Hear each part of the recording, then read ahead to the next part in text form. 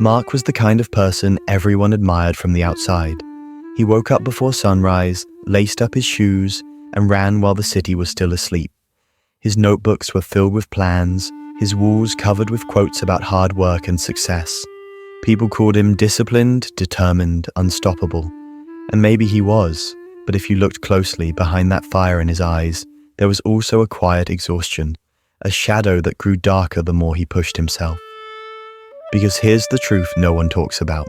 Motivation can be a double-edged sword. The same fire that lights up your path can also burn you from within.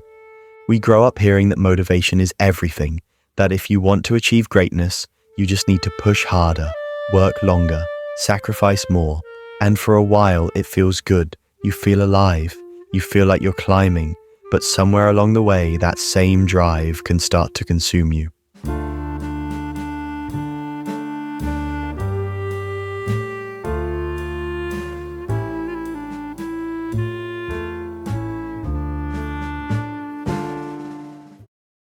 Mark didn't notice it at first. All he saw was progress. But slowly his life began to revolve around this endless chase, where every achievement was quickly overshadowed by the next goal. No matter how much he accomplished, it never felt enough. And this is where the dark side of motivation begins. See, motivation feels like fuel, but unlike fuel, it doesn't burn clean. It leaves behind residue, pressure, guilt, anxiety. Every time you achieve something, instead of resting, you think, what's next? What if I lose this momentum? What if I fall behind? That voice gets louder, and soon, the very thing that once gave you energy becomes the thing that drains it. Psychologists have studied this pattern. There's even a term for it, the hedonic treadmill. The idea that no matter how much we achieve, we quickly return to a baseline level of satisfaction, always wanting more. It's like running on a treadmill that never stops. You move faster and faster, but you don't actually get closer to lasting contentment. Mark was on that treadmill without realizing it. He thought he was chasing success, but really, success was chasing him, demanding more, asking for bigger sacrifices each time. And here's where it gets even more dangerous. Motivation has this way of making us blind to balance. You skip rest because winners don't sleep.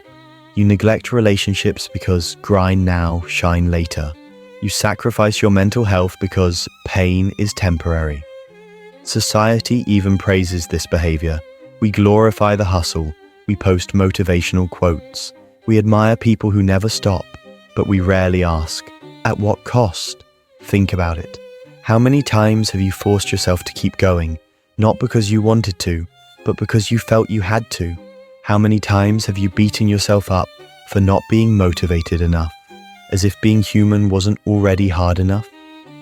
This is the dark side, when motivation becomes less about growth and more about survival, less about passion and more about pressure.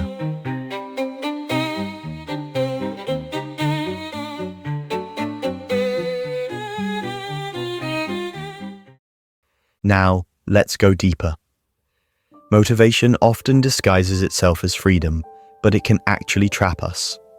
Mark believed he was in control of his journey, but slowly, the journey began to control him. If he rested, he felt guilty. If he slowed down, he felt lazy. If he failed, he felt worthless. The truth is, motivation is not always about moving towards something. Sometimes it's about running away, from fear, from insecurity, from that quiet voice that whispers, "You're not enough." And here's the paradox. Motivation often starts from a pure place. A dream, a vision, a desire to improve, but left unchecked, it can become toxic. It convinces you that your worth is measured by output, that you are only as good as your latest achievement, that slowing down means falling behind. This isn't growth, this is self-imposed imprisonment. Studies show that over-motivation can lead to burnout, a state of emotional, physical, and mental exhaustion caused by excessive and prolonged stress. And burnout doesn't just steal your energy, it steals your joy. You might reach the top of the mountain only to realize you're too tired to enjoy the view. Mark started noticing this. He would hit milestones he once dreamed of, but instead of feeling proud, he felt empty. He thought he just needed more motivation, but what he really needed was something entirely different. This brings us to an uncomfortable truth. Motivation is not sustainable. It was never meant to be. Motivation is like a spark. It ignites, but it cannot keep burning forever. What keeps you moving isn't motivation alone. It's discipline, balance, and a deeper sense of purpose. Yet, we keep chasing motivation as if it's the answer to everything, and that chase itself becomes the trap. But here's a question that might shift your perspective. What if constant motivation is actually overrated? What if the secret to a meaningful life isn't always running forward, but sometimes allowing yourself to stand still? Think about the moments you've grown the most. Were they always during times of high motivation, or were they sometimes in the quiet, in the pause, in the reflection after failure? The dark side of motivation is that it tricks us into believing that slowing down equals losing. But in reality, slowing down is sometimes the only way to truly see where you're going. Mark had to learn this the hard way. One morning, he woke up and realized he didn't even know why he was running anymore. The goals that once inspired him now felt like chains. The fire that once guided him now burned him. And that's when he began to ask the questions we all eventually face. What am I chasing? Who am I doing this for? And at what cost? This is where the story takes a turn. Because buried inside the dark side of motivation lies a deeper lesson. A lesson about self-awareness, about balance, about redefining what success really means. And this is the part most people miss. We think the answer is always more drive, more energy, more hustle. But sometimes the real answer is less pressure, less guilt, less comparison. But what does that look like? How do you find balance in a world that tells you to keep pushing, keep grinding, keep striving for more? And is it possible to use motivation without letting it control you? The answer is yes, but it requires a shift, a different way of thinking, one that isn't as popular but is far more sustainable. And that's what we'll explore next. The hidden truths about motivation that no one talks about, and the surprising ways you can protect yourself from its darker side while still growing, still striving, and still finding meaning. So here's where it gets interesting. When psychologists studied motivation, they discovered something revealing. Not all motivation is created equal.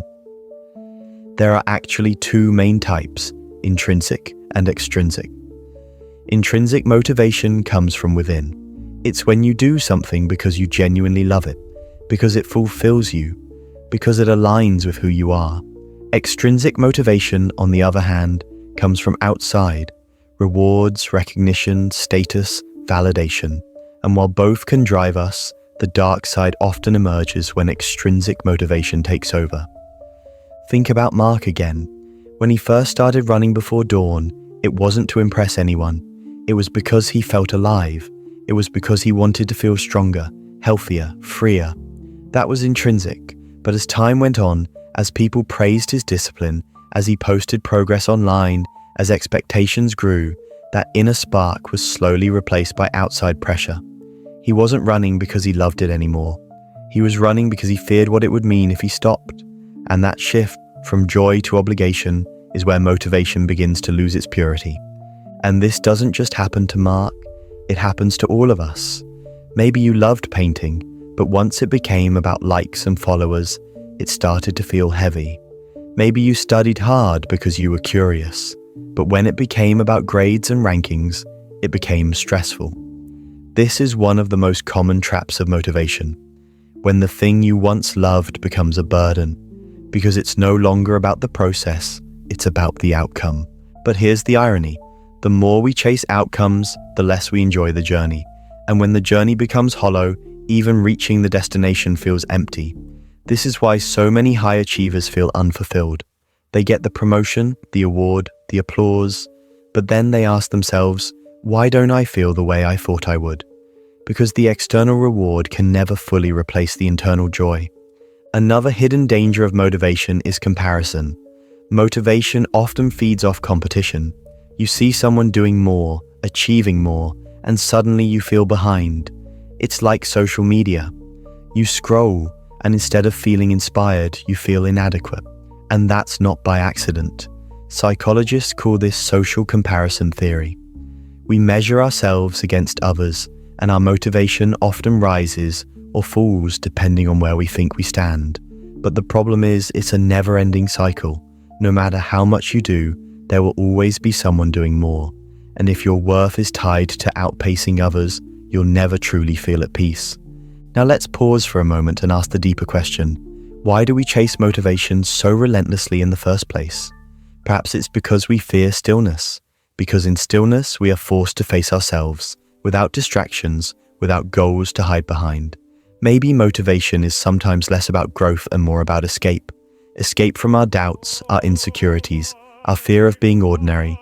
And that's the paradox. We chase motivation to feel more alive, but sometimes it distances us from the very life we are trying to live. Mark eventually realized this. One evening, after months of relentless pushing, he sat down and felt nothing.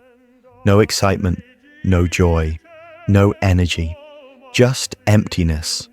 And for the first time, he questioned not just his goals, but the very way he was living. Was he really alive, or was he just running on autopilot, powered by motivation that had turned into fear? This realization can be terrifying, but it can also be liberating. Because once you see the dark side of motivation, you begin to understand that the answer isn't to abandon drive altogether, but to transform it, to move from chasing to choosing, to shift from pressure to purpose. So what does this transformation look like? First, it requires redefining success. Instead of asking, what can I achieve? Start asking, what feels meaningful? What nourishes me? Success doesn't always have to mean climbing higher. Sometimes success is being present. Sometimes it's saying no. Sometimes it's allowing yourself to rest without guilt. Second, it means reconnecting with intrinsic motivation. Remember why you started. Strip away the noise of recognition and validation, and return to the joy of the process. If you loved writing before it became about likes, write for yourself again. If you loved running before it became about metrics, run without a watch. When you reconnect with the intrinsic, you reclaim the purity of motivation. Third, it means embracing balance. Motivation pushes us forward, but balance keeps us whole. Rest is not weakness, it's part of the rhythm of growth. Think about music. It's not just the notes that make the song, but also the pauses in between. Life works the same way. Without pause, there is no harmony. And finally, it means learning to live without constant motivation. Because the truth is, you don't need to be motivated all the time to create a meaningful life. What you need is consistency, discipline, and purpose. Those are quieter forces, less glamorous than motivation, but infinitely more sustainable. Motivation is a spark, but discipline is the steady flame that carries you through the dark. Mark learned this too. He stopped asking, how can I push harder? And started asking, how can I live better? He still chased goals, but not at the cost of his well-being. He still worked hard, but he also allowed himself to rest. He discovered that life wasn't meant to be an endless sprint, but a series of rhythms, effort and ease, striving and stillness, fire and calm. And maybe that's the lesson for all of us. The dark side of motivation is real, but it's not the end of the story. It's an invitation to go deeper, to stop confusing movement with progress, to stop measuring worth by productivity, to stop believing that more is always better. The real secret is not to be endlessly motivated, but to be meaningfully alive. So the next time you feel unmotivated, instead of punishing yourself, pause and listen. Maybe your mind and body are telling you something important. Maybe rest is not the enemy, but the teacher. Maybe your worth has never been tied to how much you can produce. And here's the beautiful paradox. When you stop obsessing over motivation, when you stop forcing yourself to always feel driven, you actually make room for something deeper than motivation, fulfillment. Because fulfillment doesn't rely on constant fire. Fulfillment is quieter, it's steadier. It's the gentle knowing that you are enough, even when you're not sprinting. Mark discovered that his greatest growth didn't come from endless chasing. It came when he allowed himself to slow down, to breathe, to live with intention instead of pressure. And maybe that's the lesson we all need. Motivation can push you, but it can also blind you. It can ignite you, but it can also consume you. The challenge is not to reject it, but to hold it lightly, to use it without becoming used by it. In the end, the question isn't, how do I stay motivated forever? The question is, how do I create a life that matters even when motivation fades? Because motivation will fade, but purpose, presence, and peace, those can last. And maybe that's where true success begins, not in the endless chase for more, but in the quiet realization that you are already enough, here, now.